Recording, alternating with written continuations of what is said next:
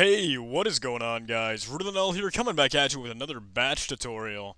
Alright, now in the last couple of videos we've been taking a look at arrays, and we're going to continue to do so now. And in fact, in this tutorial, I'm going to be showing you guys how you can remove an index from an array. But that's exactly it. I'm going to be showing you how you can remove an index from an array.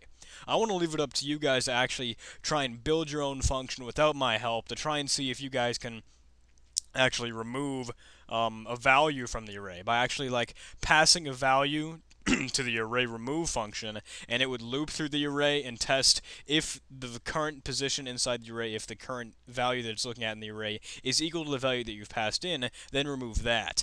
So that actually looks at the values of the array, and I'm actually going to be working with the number and the index of the array.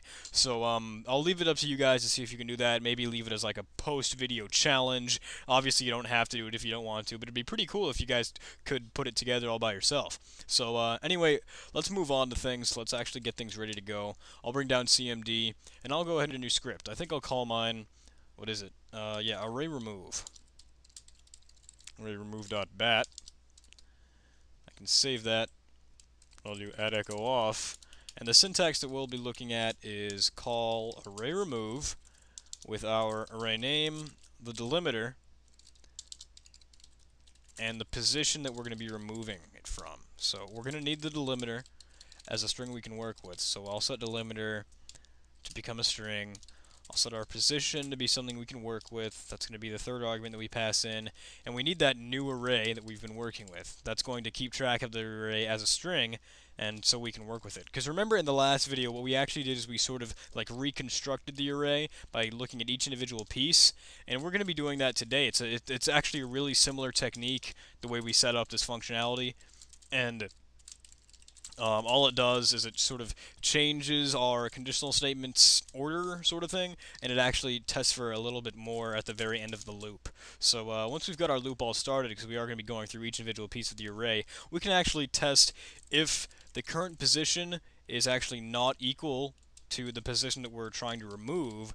Then we can go ahead and actually set the new array to equal the current position inside the array. So the way we set this up is by testing if it's not the end, because we still want to keep track of the delimiter in there.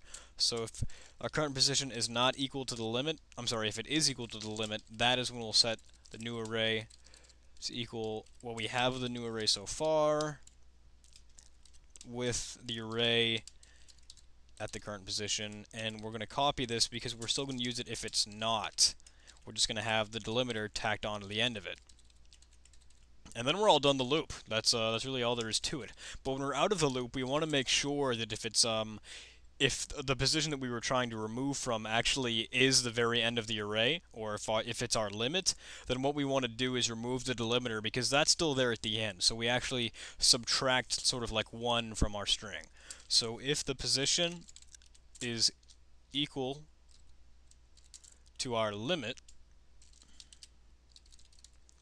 what we can do is go ahead and, let's say, set new array to equal the value of new array with our colon and tilde for substring notation. We can go from 0 to the -1. Now -1 is like the almost last character, and then what we'll do is go ahead and call create array, our array name, pass in the delimiter, along with passing in the value of our new array. So that should be all of it. If we go ahead and create a new script with this,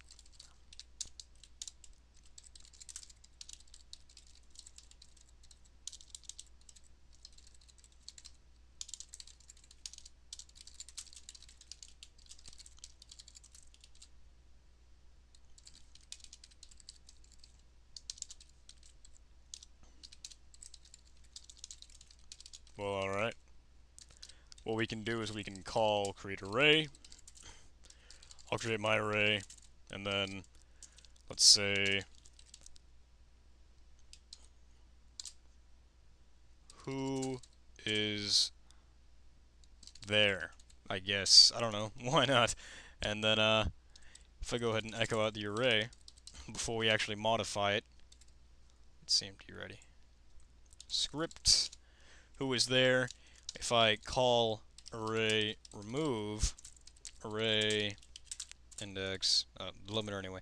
Let's say we remove the 0th position, so it'll remove who. Now I want to go ahead and echo it out. It removes who, and is there is still is there. There are 2 items in there, and we can obviously index each individual piece of them. Let's say we get rid of 1, so who there, and let's say we get rid of the last character, who is, and we can still get the length, and that will be returned properly because we don't have a delimiter at the end of it. And we can even remove 3, but nothing is going to go wrong there because we don't have any of those indexes. So this works pretty well for us because it's not actually going to be removing anything. But there you go, guys. Thank you for watching. I hope you enjoyed this. And you know, it might actually be a good idea to test whether or not the position that we pass to it is greater than the length of the, you know, that's a great idea. Because that way we don't have to bother looping. You see what I'm getting at? If we were to test if the position is greater than the limits, would we be testing for the limit or would we be testing for the length? Let's find out.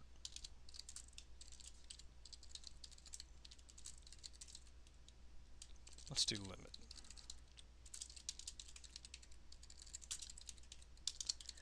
We'll go to the very end.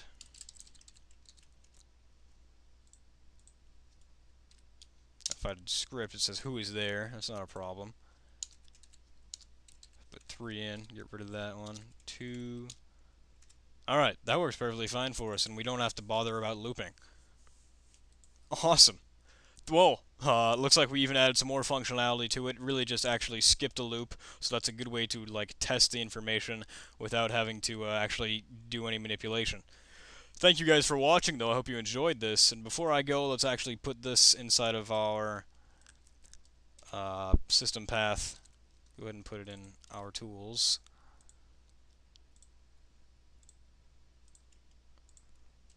And put it in C Windows System 32. Plop it right in there. And we're ready to go. Alright. Thank you very much, guys. I will see you in the next tutorial. Goodbye.